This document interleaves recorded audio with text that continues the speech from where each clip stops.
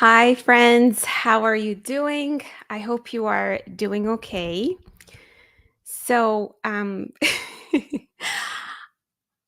think our guest is a little tied up. Must have been an emergency, and I don't know if he's delayed or if he's not going to be coming.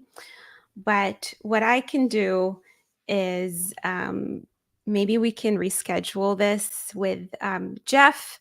And instead, since I got you all excited, I'm going to repurpose this and provide you a lot of value around agility.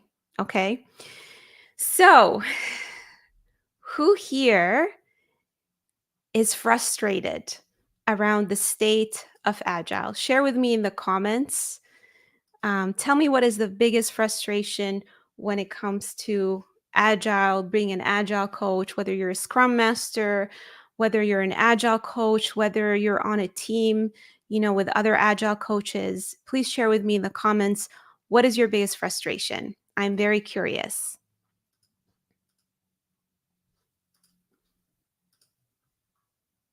So tell me in the chat, what is your biggest frustration when it comes to Agile? I look forward to hearing that from you. And I know there's a little bit of a delay when it comes to the comments coming in, so bear with me here. What is your biggest frustration when it comes to the world of Agile? While you're putting in, we are already Agile, why bother? Yes, oh my God, interesting. And I'm curious, do you think that basically whoever is sharing this with you is feeling like they know it all and there's a lot of dysfunction? I'm curious. When we share resources across multiple pods, yes. Leadership not involved, yes. What else? What else is frustrating about being an Agile coach? So, just a little bit of a backstory. I was an Agile coach probably in my last contract, and I was so frustrated that I decided to retire from it. So I feel all of your frustration. And what happened is basically what you're all dealing with, which is leadership trying to do their own thing, and my hands feeling tied and feeling like, oh my goodness, what's the point of even having me here when no matter what I say or no matter what I do, they don't listen? Awesome.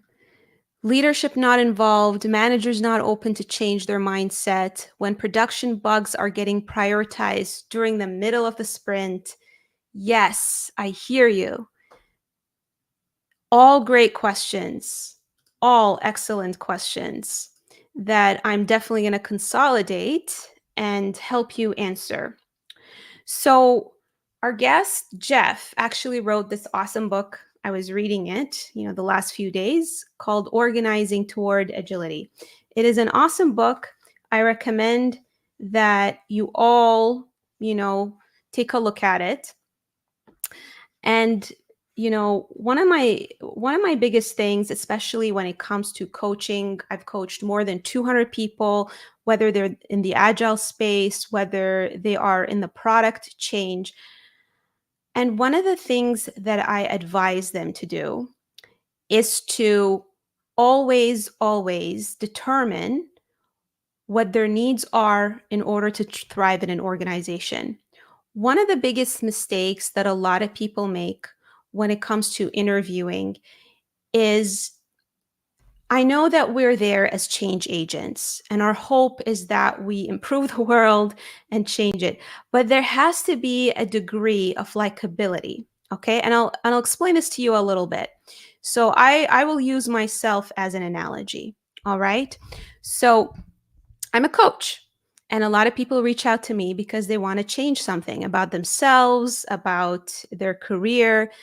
And one of the big things that I determine early on is I gauge permission to coach. Okay. And I know what you're all going to say to me. It's different because it's an organization. Yes and no. All right. It's not going to be a perfect world when you come into an organization, but you need to at least gauge whether there is a connection between you and the people that you're going to be working on a team. So, in terms of a framework of finding the right environment for you, I'm going to give it to you all right now. The first step is before we enter an organization, before we enter into a relationship, because um, you know, you working with people is a form of a relationship. You gotta assess whether you get along with the folks, right? If there isn't chemistry, if you're not getting along, if you're in an interview and you feel uncomfortable, to me that's one of the big signs.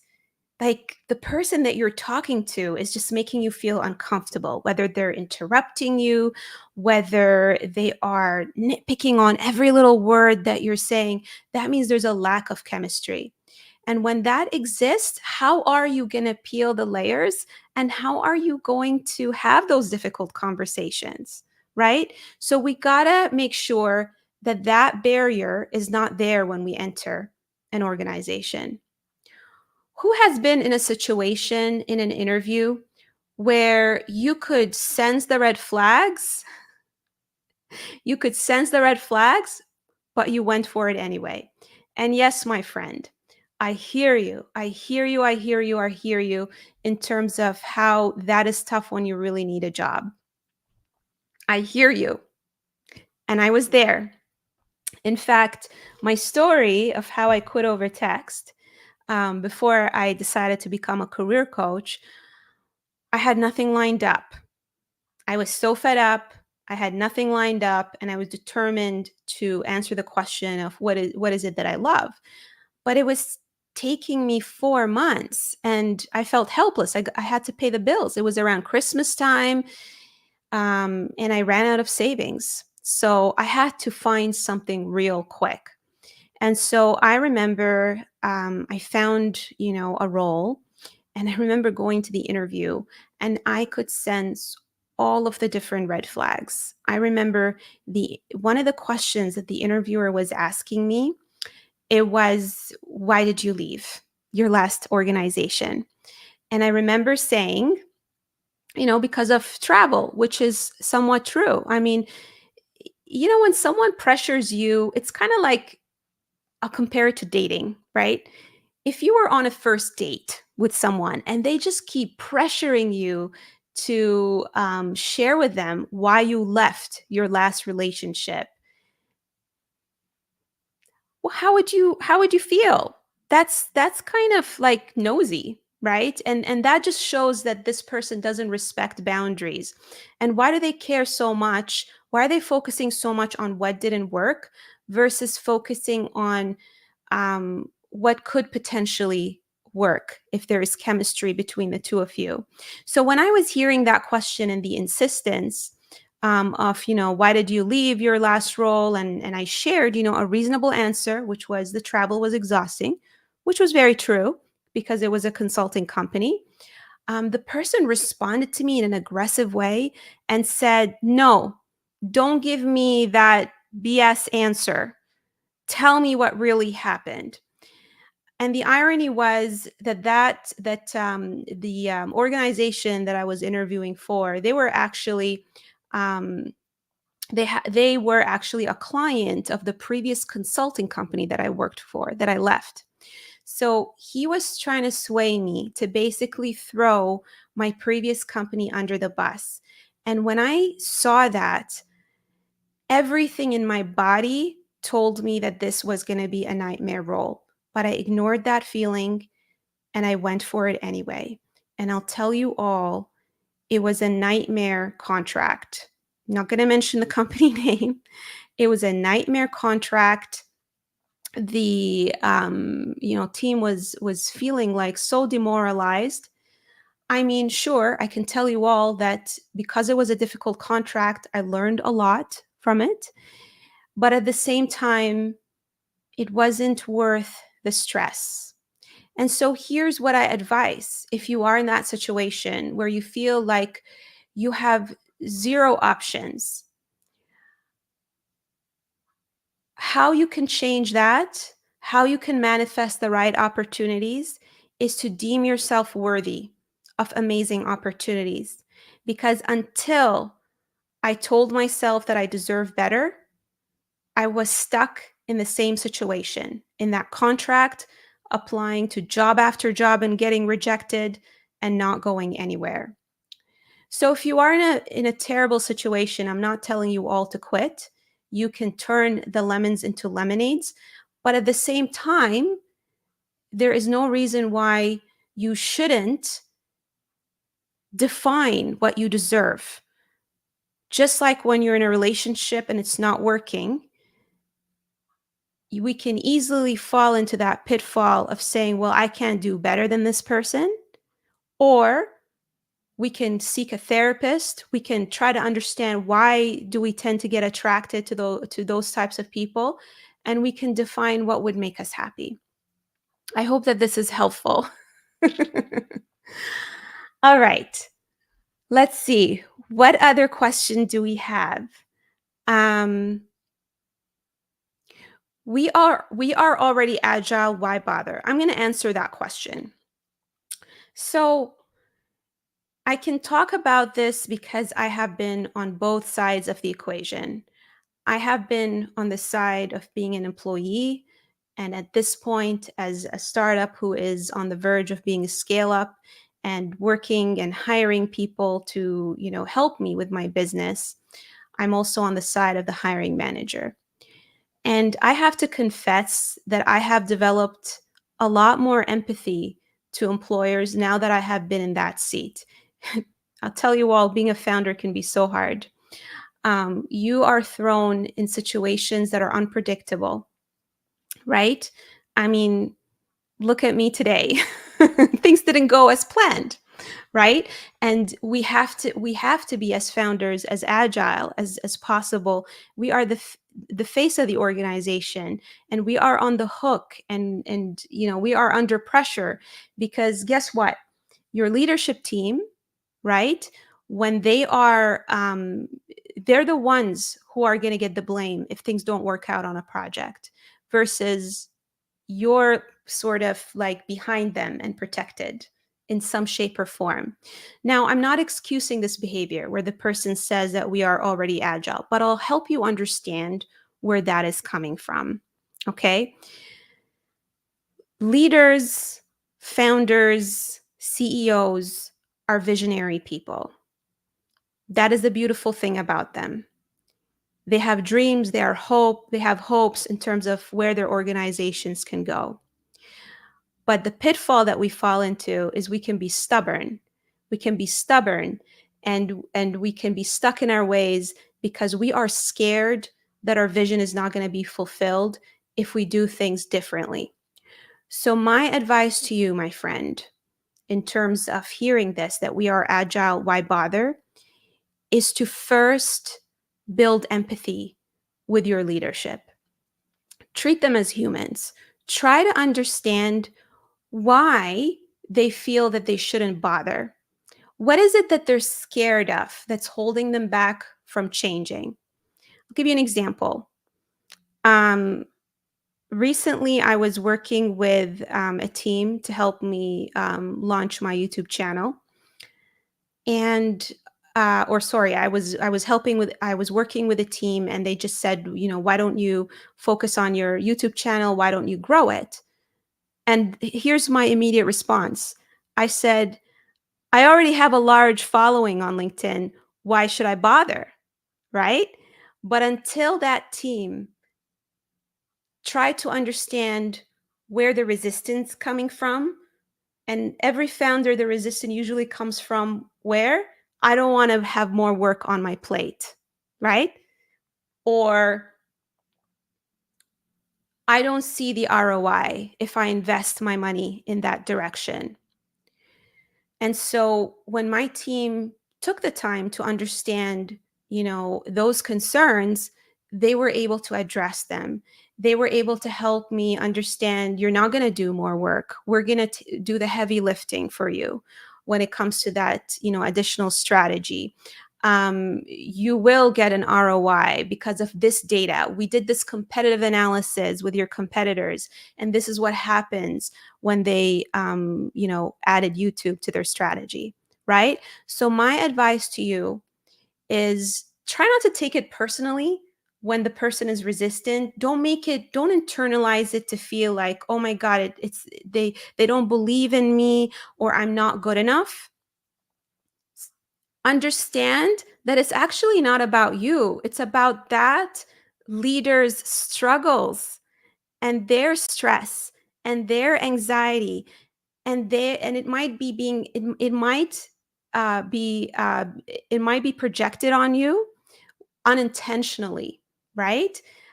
Because leaders sometimes they don't share, their fears because they have to portray a certain image as a leader. They have to portray strength as a leader. They will not easily open up, right? And so I advise you to slowly build that relationship, to get them to trust you, to open up enough to you and share some of the fears so that you understand where that's coming from. Don't take the words face value. Try to understand what's behind the words. All right. When we share resources across multiple pods, who gets frustrated around that? I am getting a sense that you have people being, thrown in different directions. You have people that are not focused on a single goal, that are, being shared with me, that are being shared. And I think Jeff might be able to join us. So let me just message him.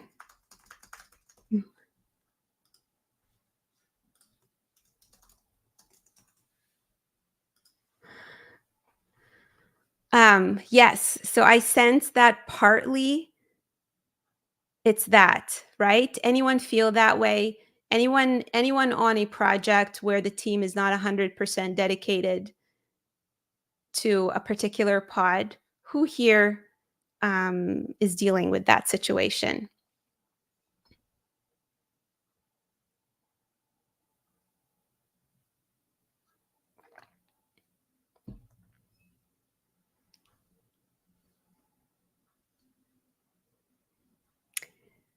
And look who we have here, Jeff. I was just, warming people up for you. That's all I was doing. Look at this. We are agile. See, we can deal with unpredictability. I was just putting a little show before you came, like how you have the main artists, but you got to bring in like the other artists to just, warm up the crowd. And Jeff, I don't think we can hear you. Let me just make sure here that my settings are good, because sometimes what happens is I'm doing a live and I can't hear the sound for some reason. Oh, There we go. Now we can hear you. Yay! wow. I'm so sorry. This is why everything should go into my calendar as soon as I find out. And this one time I didn't. So I'm like, oh, yeah, just kind of plopping along. And like, I should check LinkedIn just to see what's It's going on. okay. This is a lesson learned for me as well to share. See, we're learning continuous improvement. We Yeah. are literally demonstrating. I did not orchestrate this, everyone, but it just happened so beautifully where we're just showing you an example of what happens when unpredictable things occur and how we just, we don't get mad and frustrated. We just roll with the punches and we chalk it up to continuous learning. I know from my end that next time I should, send a calendar invite to all my guests just to make sure. And I know from my end, I should, if one doesn't come, I should just put one in right away, just in case.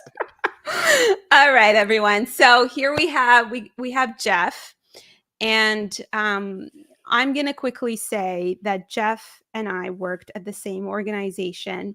I heard about Jeff while I was at Deloitte, and we never really officially met. Um, and I was always hearing about his frameworks, and he literally stood up, the Deloitte lean, Yes, I think it was practice. like standard for lean enterprise agile. No, sorry, yeah, lean agile. No, I can't. No, lean extended agile for enterprises. And we were trying to say, and then what does lean stand for? And it stands for lean extended agile for enterprise. So we tried to make it like, recursive. But anyway, so it was a stretch to get an acronym out there. But anyway, we tried our best. So Yeah. So what happened was, I obviously left Deloitte, I think, after 4.5 or 5 years. And somehow Jeff appears in my feed. I don't even know how we connected, Jeff. I think it was an algorithm. It worked. It Probably. worked for once. Usually it doesn't, right? Thanks to, see, here's proof that I know how to work the LinkedIn algorithm. Yeah. Jeff found me. We crossed paths. I got on his, podcast, and then I thought, oh my God, if anyone should learn from anyone, it should be me and my entire following. Learned about Jeff's amazing book, Organizing Agility. And I know that a lot of you have a lot of questions because, I mean, I don't know, you tell me, Jeff, if you keep hearing this, but it seems that Agile is getting a little bit of, I will say, a jaded rep. Yes. um, People are giving up on it. The enthusiasm is gone. All of my wonderful folks who are so passionate about Agile are wondering, some of them are wondering, should I continue this path? Is it even worth it? Um, but I really love it. So what should I do?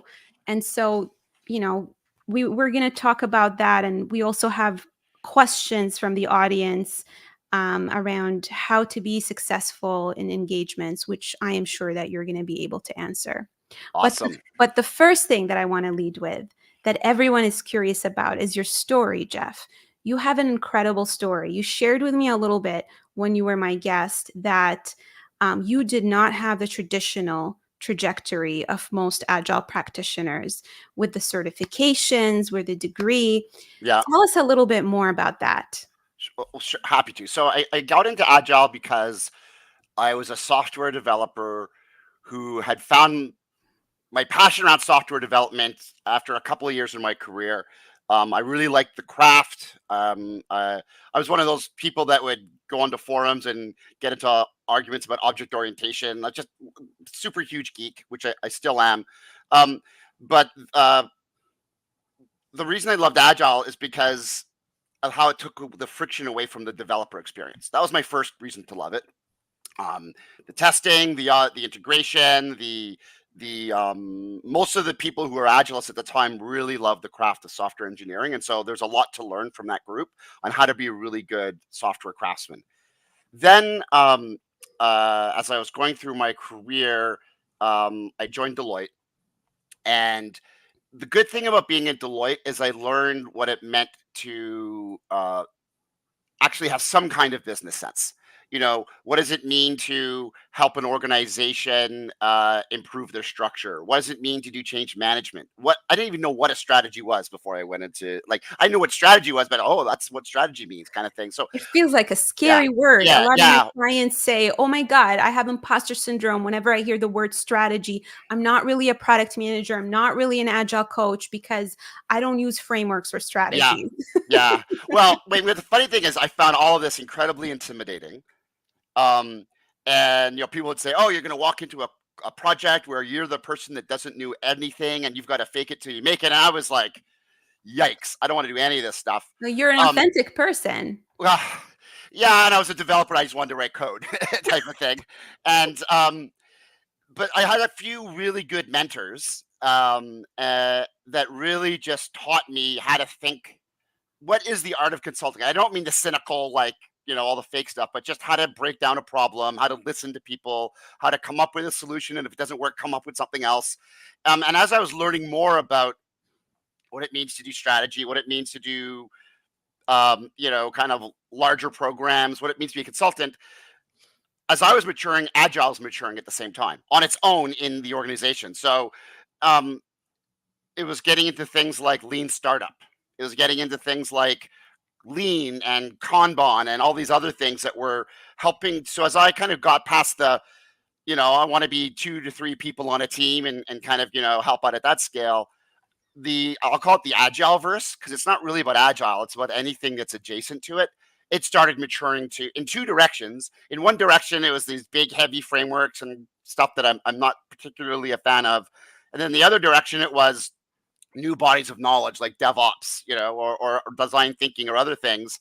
And so I started to be able to. So what would happen is I'd get asked to help on a Deloitte engagement that really had nothing to do with technology, and I'd be like, "Oh, well, do you know that you could try? It's like a product framework. So, a company wanted to change the way they did products, and so Deloitte would come in and say, "Well, we'll do Agile at the team level, and we'll put this big waterfall product management framework on the top." And I'd be like, "Well, you could do that, or there's this great book by Eric Ries, and we could try some of that." And so usually I'd get ignored at first, but then the client would be farther along in their thinking than the consulting firm was that I was part of. Wow. And so they would push, and then there'd be 1 or 2 good partners at Deloitte who saw what I was saying and saw that the client liked it, and they'd encourage it. So Deloitte had all of its problems and its negatives, but I was lucky enough to, at least at the beginning of my career, be introduced to people that saw that this was something different and helped me stand up. Like, I would say, let me stand up a practice, gave me the space I needed. And then the great thing about Deloitte is that actually the young people, they saw something different. It's people like yourselves who go, oh, this is different. I I don't love know how what you it call is. me young, but anyway. Yeah, young compared to me, right? It's all relative. There are such things as Zoom filters, but Yeah, anyway. yeah, yeah, yeah, yeah. Maybe I don't know what those look like, but I should probably try some of those. So then anybody who was coming in at Deloitte, I found to have such a passionate experience that it was, I think, a combination of the passion and the practices that I brought, and that I was able to spot people that could take to it, who thrive in it, and so I was able to build a quite fantastic team. Um, and so even as I was getting gaslit later on in my career, I felt like I was surrounded by leaders that really were good at gaslighting and really good at Mm. telling me what I wasn't good at. Oh Um, my. but I stuck through it because I had these really good team under me. I was doing something at a scale that no one else was. And then, at the exact right time, we parted ways, and I just started doing my own thing at Agile by Design, where I'd say, if anything, the team has gotten even stronger. Um, and that's one thing I'd love to talk about because a lot of people will be asking what's important to like what at least do I look for when I'm trying to find a candidate. Um, and so I've been doing this on my own now with a few other partners. Some of the Deloitte crew came with me, and set them up either as partners or senior practitioners, and we've been making a go at it ever since. So That's amazing. And there are a lot of takeaways that I want to emphasize, everyone, because a lot of people who work with me or reach out to me ask me, how do I, become successful as an agile coach? And a lot of times I'll tell them is you're never going to be in a perfect environment. I mean, you need to at least gauge that there is some level of psychological safety, because if there isn't at all, it's going to be impossible. You have to build some level of rapport and likability with pockets in the organization, because if you don't have that at all across the organization, if you don't have any allies, it's going to be extremely difficult. But what you just shared is, it's not like you just waited for someone to say, hey, here are your roles and responsibilities, and right, here's your title, and you're allowed to go and be an agile coach. You actually created that opportunity for yourself, and you constantly brought in external ideas versus relied on existing frameworks, or even relied on previous experience, and you learned on the job. and experimented. Th- There's a That's really amazing. there's a really neat concept called retroactive experience. For some, it might come as a little disingenuous, but as a consultant, at least I felt I had to do it because the first time I put a Kanban out the door, there was not even a Kanban book. There were some videos, and I was like, I couldn't come in there and say, "Hey, this is my first Kanban." I didn't say it wasn't, but I just kind of what I had to do was take something I'd done in the past that I knew was a problem and it had not gone well, and said, "What if I had done it with a Kanban?" And then write out the Kanban and draw it up and say, "Okay." And then you reinvent your own personal history just by using or your own not your history but your experience with the framework so that you've applied it with some real expertise. And so when you're trying to be an agile coach or an agile practitioner, you're always going to be wanting to try something new. But if you just go in cold, people get frustrated. So what Yeah. the best thing you can do is take something you've done before where you thought it would have solved a particular problem and then lay it all out, and then you're going to get through all these weird kinks and learn a bunch of stuff. And then when you go in that next time and someone asks you a question, you can at least bring up that example. Well, in this example, here's what I did. And it's great because you wrote this example and you tried it. And then you can be very authentic about what you do know and what you don't know, but at least you're not coming in cold. So I had to do a lot of this retroactive experience where it just try it out on something I've done in the past, go in with a client, try it. Most of the time people will give you all the rope in the world to kind of figure it out. So That is such an amazing way to describe it. And it's funny because it reminds me of how I even built my entire practice. I mean, transitioning into career coaching, I never was a career coach before, but I heavily relied on my coaching experience as an agile coach and as a product leader. And I actually vividly remember that one of the tools that always was like my magic wand when it comes to the teams and visualizing what is it that we're going to do was the story mapping. And yeah, now, if I have clients who are actually listening, they're going to be like, oh my God, this is where it comes from. So I till this day use this tool with my clients when it yeah, comes to building their resumes and recollecting what they've done. So something that we actually do is we create a story map of all of the different projects that they've worked on and some of the key takeaways or some of the love it. inspirational moments that Yeah, they've had. And when you lay it out all there visually, it helps you kind of decide, you know what, I'm not going to include this on my resume. I'm not going to talk about this in the interview, but ooh, this experience was amazing. Let me go deeper into that. And it ends up saving us a ton of time. So it's funny because it's a completely different context. We're talking building software, agile, yep, teams yep. versus career coaching, working with clients, individually and, in a community setting and using it for the purpose of building a resume and building interview answers. And so what you just shared here is just fabulous, and I will borrow that term with my clients. Well, I like what you're doing because what you're actually doing is what I consider to be the first sign of agility. It's for me. We'll often tell this to our clients. They're looking to adopt agile, and I'm like, I'm actually not looking for you to adapt agile. I want you to break agile. Um, and then what I mean is, and break it nicely, but like take a practice and then morph it into something that makes sense for you. And until you've done that, you haven't really increased agility because it can't happen when you just take a framework, roll it out. Hey, we've done it. It's like, no, what part of this didn't work? And how did you adapt it to your own circumstances? Then I'll know we're actually getting somewhere. And that's something I encourage everybody to think about is examples of where you've taken something. And because a lot of people, when you're going on interviews, are going to ask you what frameworks you know. We've had our coaches be in those situations. And do you know Safe well enough, or why aren't you Scrum certified, or this or that? And then um, it's okay to put that in its place.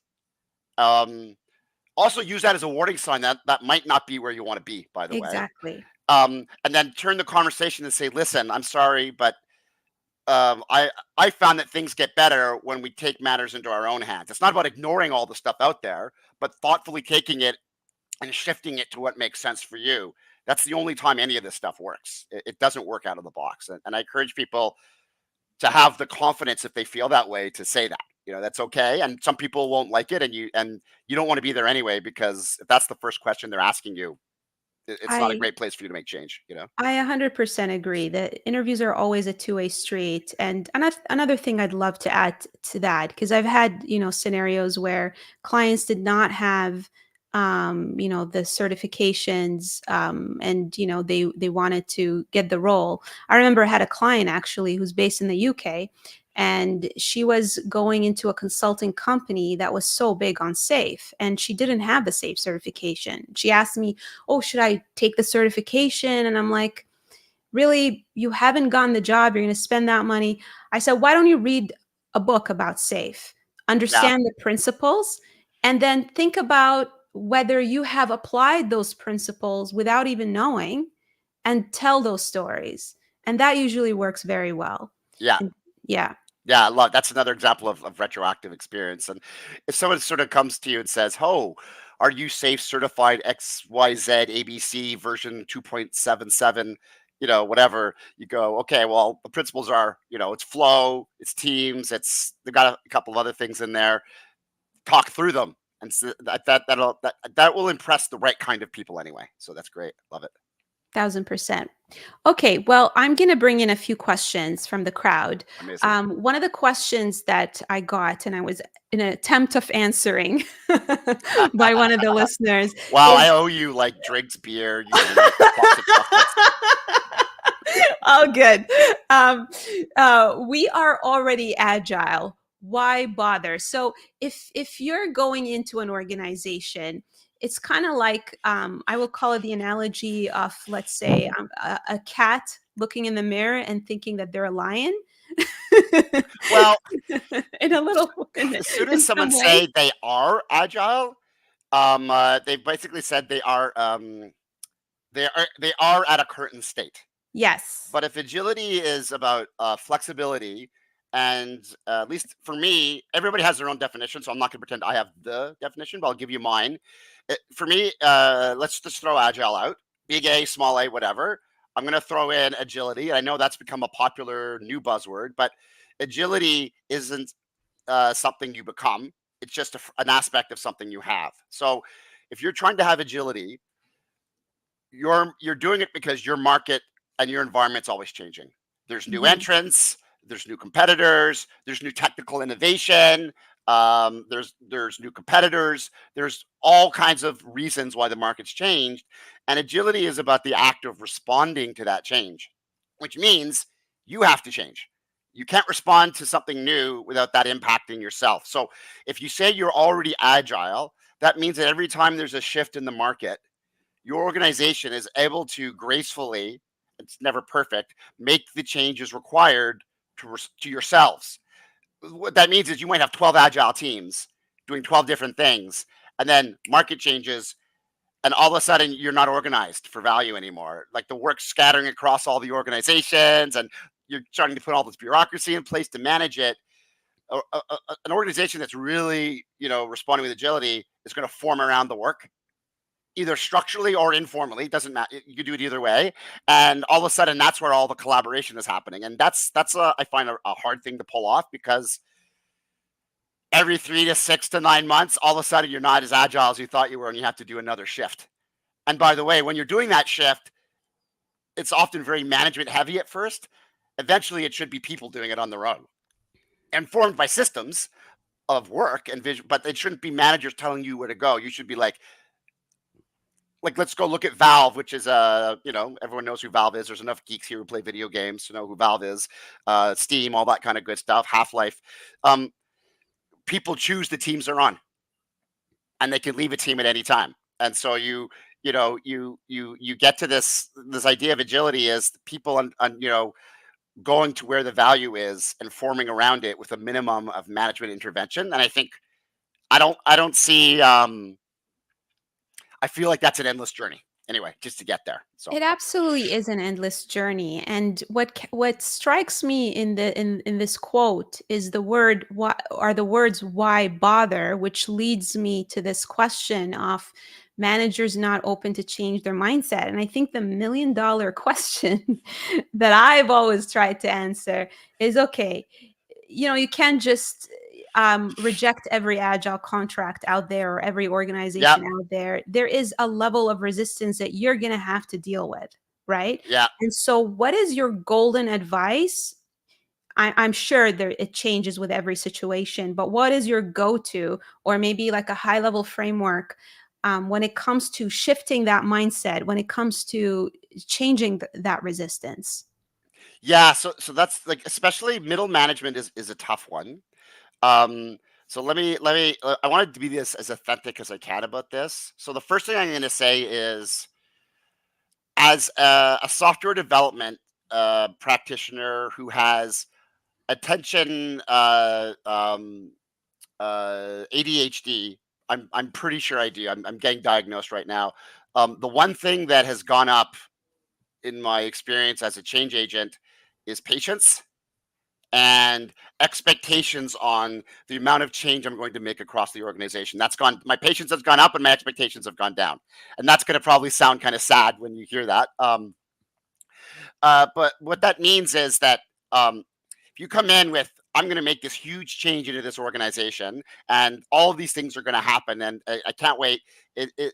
You end up being the creator of the change resistance because you're pushing change on all of these people, and a lot of people have been conditioned to keep their head down.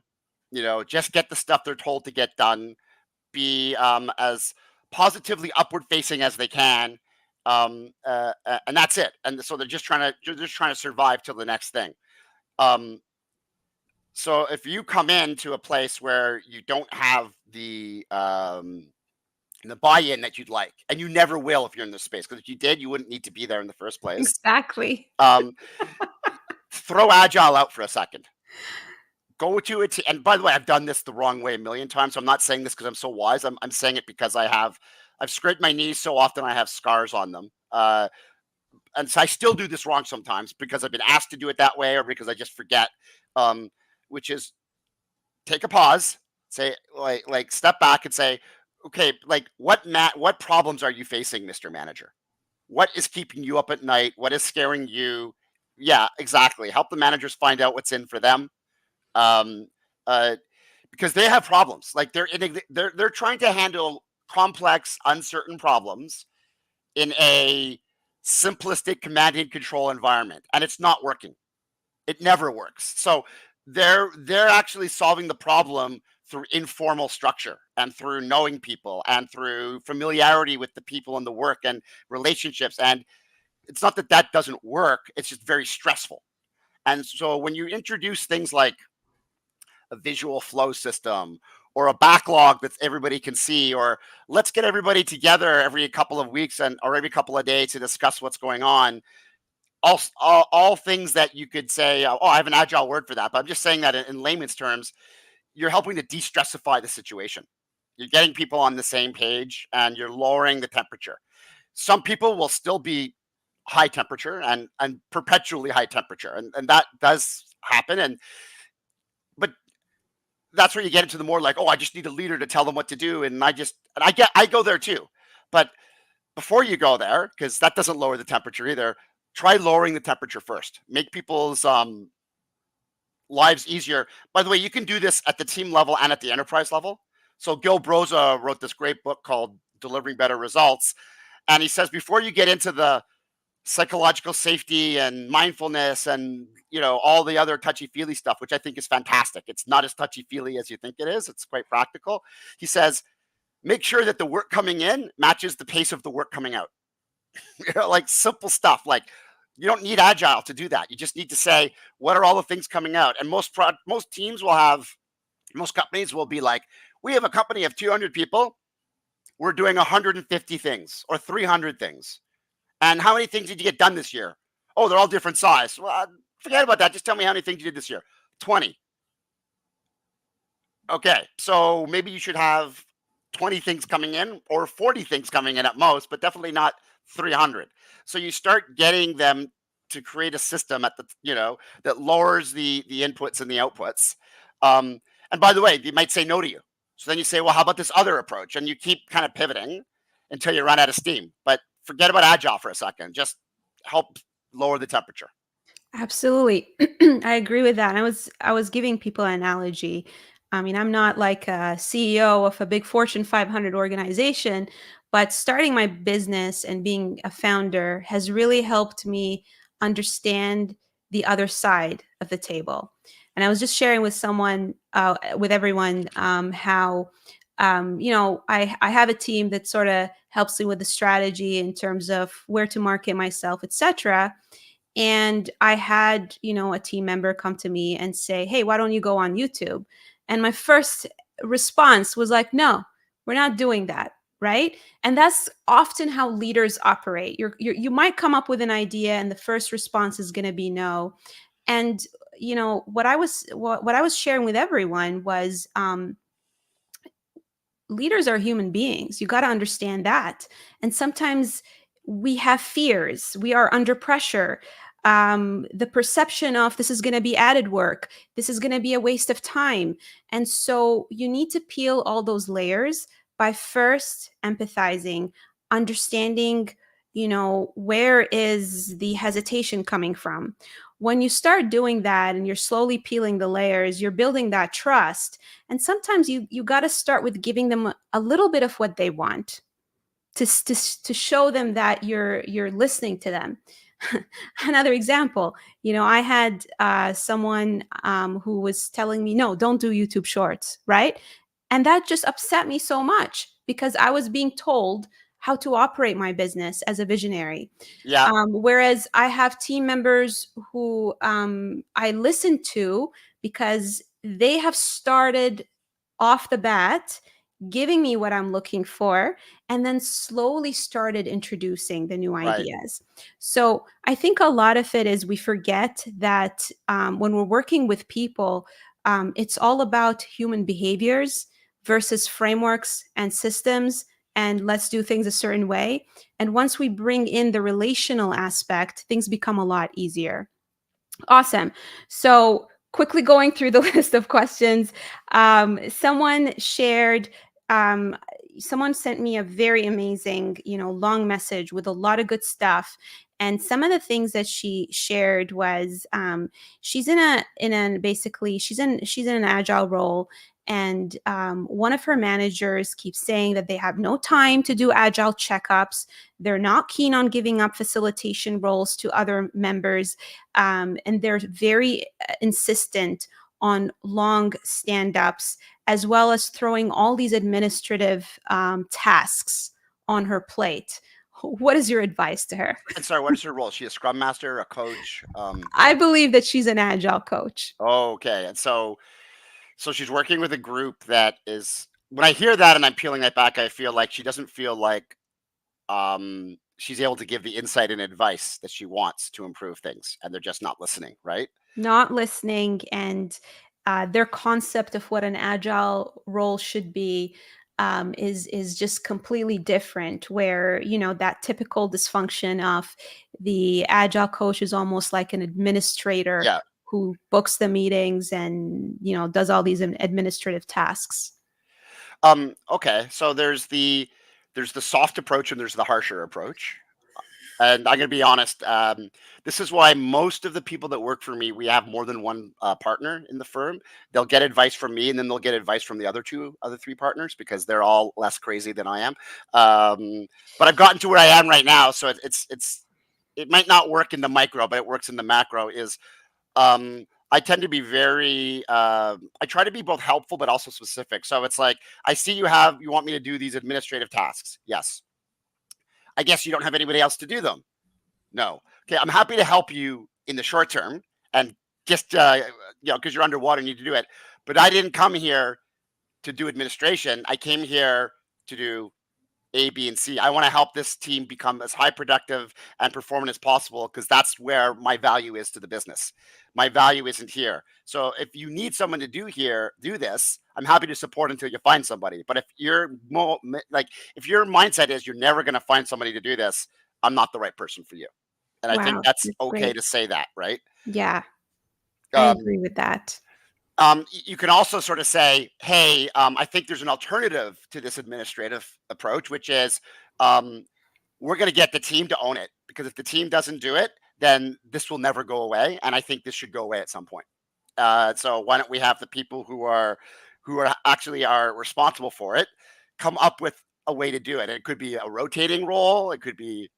I'm personally a fan of the rotating role the most. Everybody feels the pain, and everybody feels the urgency to create an alternative.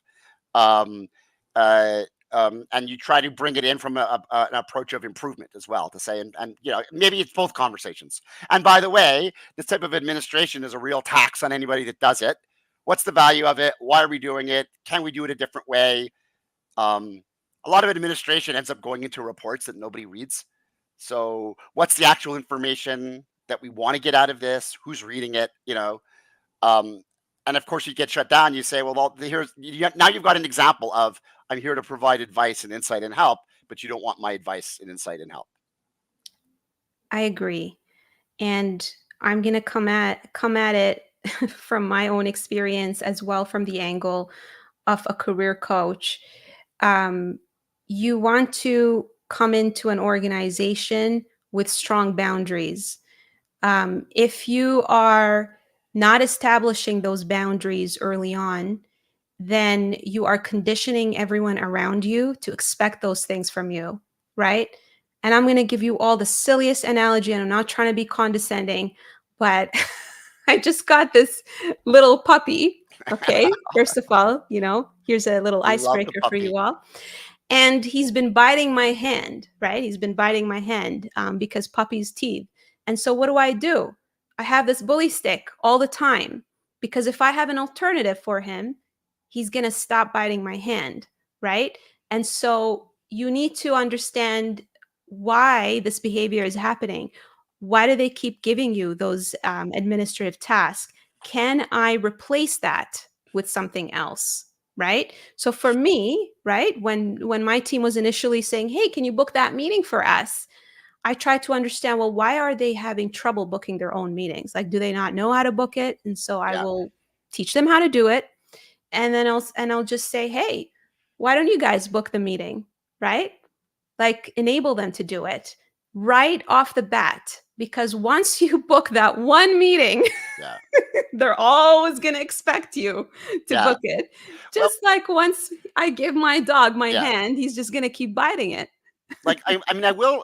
I want to temper that with, it's okay to say, "Hey, listen, I'm going to provide a bit of a concierge service to get some credibility," but be very firm with them to say, "And by the way, this is not something that I normally do, but you know Yes, what? This is like we're on a first date and I'm trying to help out." But you be clear. You could do that even on a first date. "Hey, this is not like I'm not paying for everything, but hey, first date itis. Let's make it specific, right?" Like, beautiful.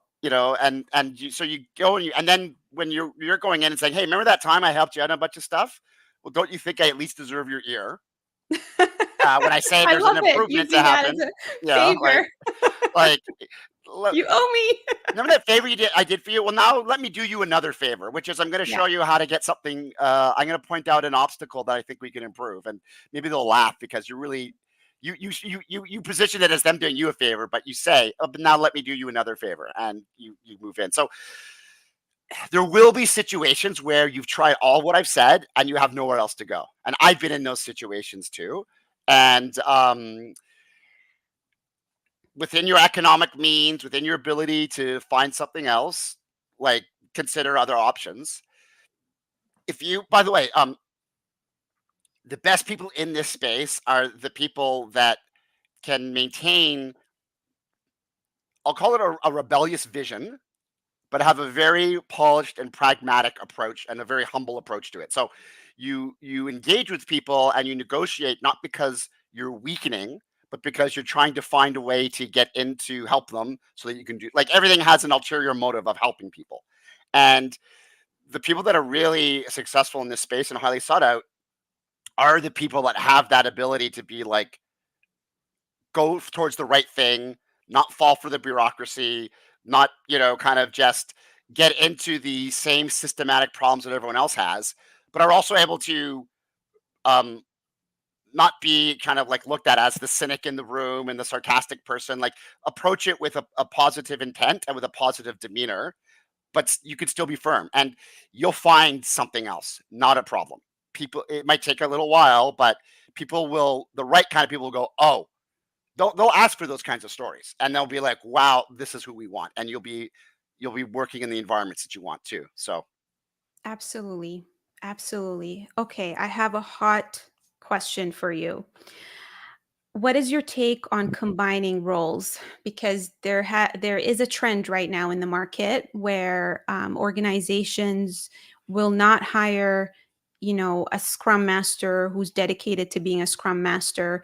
They will just combine roles. Do you feel that that is aligned with best practices? it What is your take completely on it? is. It completely is, and here's why. If you look at the most progressive organizations out there, and um, uh, they won't even have the word agile in them. You think of Bertsorg or Patagonia or all these kinds of organizations. Agile is a very foreign concept to them. But let's take Bertsorg as an example. It's a largest home healthcare provider in Northern Europe, and they are run entirely of I think their teams have 9 people, 8 people in them of nurses and home healthcare providers, and there's no management. Forget about managers, there's no management. So they have coaches. They have a centralized group of coaches that help with problems, but the teams are expected to self manage. And there are roles on the team, but everybody's a nurse or a home healthcare provider.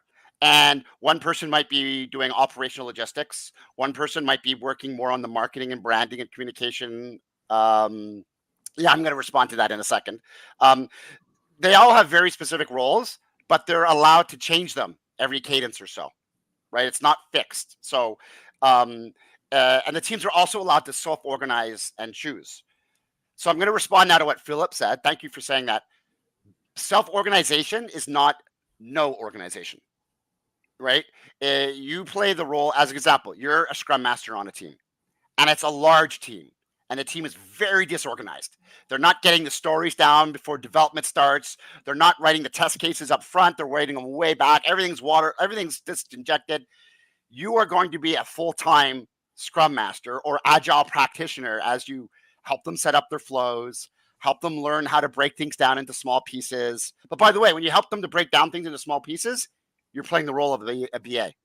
You might go to the testers and say, now these need to be testable.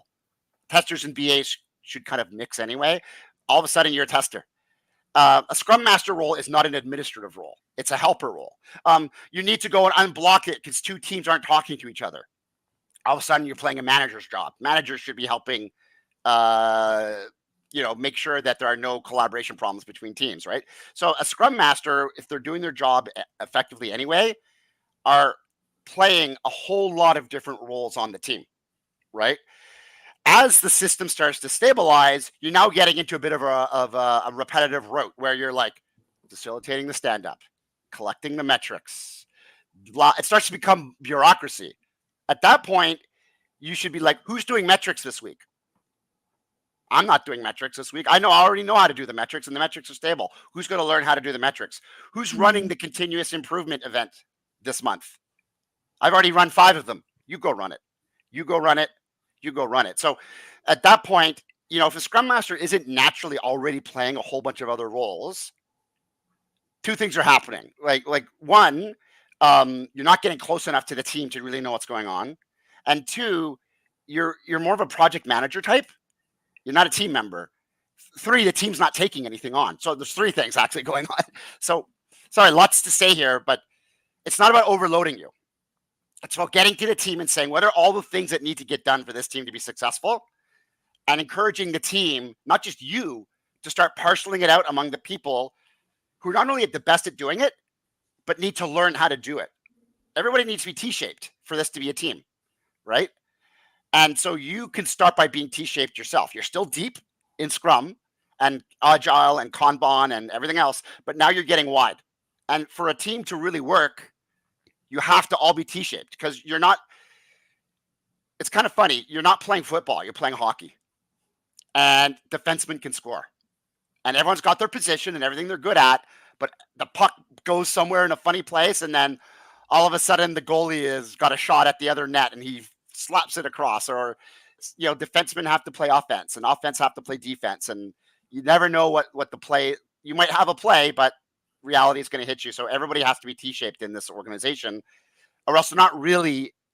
You can't receive the ball if you don't know how to kick the ball. So everybody has to know a little bit about everything. You're still deep in one thing, but you got to get wide, or else you're not an effective team member. Absolutely. I think if I were to summarize in a weird way, well, there's so many analogies that I can give, but it's very similar to how startups operate. And it's not about multitasking No. or executing one person executing multiple tasks at the same time. It's about you have a collection of tasks and people pick and choose what they want to work on based on, what they're comfortable working on, based on what they enjoy working on, based on time constraints, based on, people's availability. It really is a true concept of teamwork. Like, when I'm working with my team, in my company, there are times where I know that we're overloaded and I'll just roll up my sleeve and help with something that I don't typically, Yeah. work on. And then I would say as expertise gets shaped, then, someone is going to own something and say, hey, this is my thing now, I love doing it, and so I'm going to keep doing it. But if they're sick or if something happens, it doesn't mean that someone else can't step in. Most traditional systems try to limit work by role. We will limit how much you have to do by writing it down up front.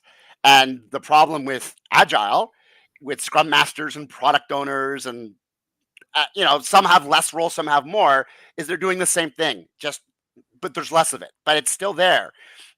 And I think that's quite dysfunctional. You want to limit the amount of work you do by limiting the amount of work you do. Either you have a sprint cadence, or you do Kanban whip limits, work in progress limits, or you just agree that what a reasonable amount of work is for the next little while, and you parcel it out. Don't don't restrain yourself artificially by role. Restrain yourself by not having a whole lot of stuff on the go at the same time, and that's going to allow you to have the freedom to learn a bit, grow, all that kind of good stuff. And someone said, yeah, Absolutely. servant oriented leadership. So absolutely, yes. Absolutely. And it kind of aligns with answering this question, right? I mean, I'm a firm believer in finding your career sweet spot and really the more, the dream is that you're going to be doing more of the things that you enjoy, right? But I also advocate for don't pigeon yourself into a title. Every organization is going to define, the roles and responsibilities differently. Find a container, an ideal container that you would love to, a collection of things that you would love to keep doing, and whatever the organization calls it, it doesn't matter, right? Awesome. So we're at 1 p.m. and I think, I want to give people their time, and I want to also, be respectful towards you, Jeff, and Is I'm it sure you okay? have. There was one question that I wanted to answer, which is said, "What are the attributes looking for a product owner, coach, or Okay, scrum master?" cool. Yeah, yeah, Is that yeah. okay to So answer that? Because sure. I think it's a good one. Okay, so I actually look for who you are, not what you know. So everybody that I've hired at Agile by Design, we have about 30 Agile practitioners. Uh, we kind of say, okay, here are the required competencies. Do you thrive in uncertainty? Like, so if I say things are going to be uncertain, ambiguous, complex, does your energy levels go up or go down instinctively? So that's something you can do just by asking them and talking them through some situations. Do you love to learn? And do you have like an innate passion, because you've either been in some adjacent area, like you might have been in growth marketing, or you might have been somewhere else where you're in a product company and you just saw the product go off the rails because of unvalidated assumptions. So are you a passionate learner, um, uh, who is glomming towards this because you've got this aching need to do something better? So I talked about thriving in uncertainty, passionate learning. What's your I'll call it command presence, but what's your interpersonal charisma like? If it's you're able to relate, and by the way, charisma doesn't mean like me and I'm exploding out. It could be soft, it could be quiet, but can you gain trust? Can you gain empathy? Can you be situationally aware? Um, uh, these are all things that uh, speak to your ability to help others adapt. How do you deal with complexity? How can you take a big problem, break it down into small things? Do you have a sense of testing and learning and adapting? I think I missed one of them. There's five that I talked through, but I mentioned four. But hopefully you're getting the point that I didn't ask you where were you a product owner, where were you a scrum master. Like dirty secret, a lot of our practitioners come in with adjacent experience only, but they're the right kind of people, like Nada. Nada, I need an executive coach who's going to be, and I'd be like, oh, I don't do executive coaching. Yeah, yeah, you do. You're fine. Come on, let's go. Let's go do it. Right? Like, you Trying know, to coach me, Jeff, yeah, on my yeah. own life. Come on. I know that. Now you know how, and that's really. I thought I just slipped that one in there. Um, uh, that's really what it matters. So look for ways. By the way, I didn't start being able to thrive in uncertainty. I was not innately good at a whole bunch of these things, but I certainly had the passion and the learning piece down pat. So you focus on these kind of interpersonal pieces and provide stories for those interpersonal pieces, and look for people that are asking those questions versus are you, scrum safe dad, et cetera certified. To be honest, not a single member of our organization, maybe one person has a certification squirreled away here or there, but There it's you go. 90% of them don't. There you go, everyone. When you come to me and say, "What certifications do I need to take?" There's your answer. I keep sharing this with everyone. And I love that you say story. And it sounds to me, and you're the second hiring manager who comes into my podcast in the past month who shares the same decision making criteria when you're hiring an individual.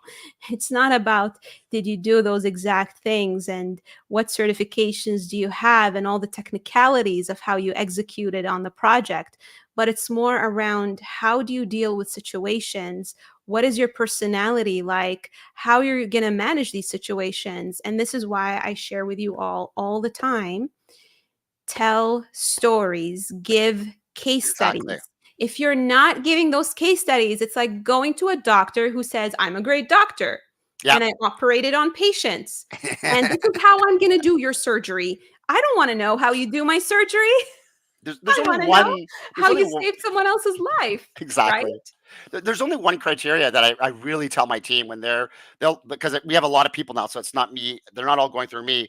Is I say, if you're not more visibly excited to get out of bed tomorrow because this person's on the team, then it's a no. And so some people go, oh, they have the right skills and the right talent, but I'm like, no buts. So um, look for stuff that's going to make you excited, and your excitement will rub off on the person who's hiring to get Absolutely. them excited. And hiring managers, if you're listening, like be excited about the person coming on the team, because that excitement is going to matter. That's that joy of finding someone new to work with is going to what's going to help you create an amazing team. Yes, that is a great closing for our live today. That's a humongous takeaway. All right. So thank you so much, Jeff, for being Thank here with you. us. And everyone, this is being broadcasted to my LinkedIn. This is also being broadcasted to my YouTube. Since I talked about my YouTube, I'm telling you all is that it's probably easier to find all of these amazing guest podcasts there. So if you can't find them, let me know. You're going to be interested in watching, a whole bunch of others as well. I'm bringing in another guest who was a former Google leader, and she will be sharing her story as well. And I also wanted to say is that I am also open to applications for my storytelling bootcamp. We talk a lot about sharing your story and how important it is, as you can see, and that is something that I love helping people with. And the last thing that I wanted to say is you should all check out Jeff's book. Yay. I'm gonna share it, in the comments for you all to check it out, but it's called Organizing Toward Agility.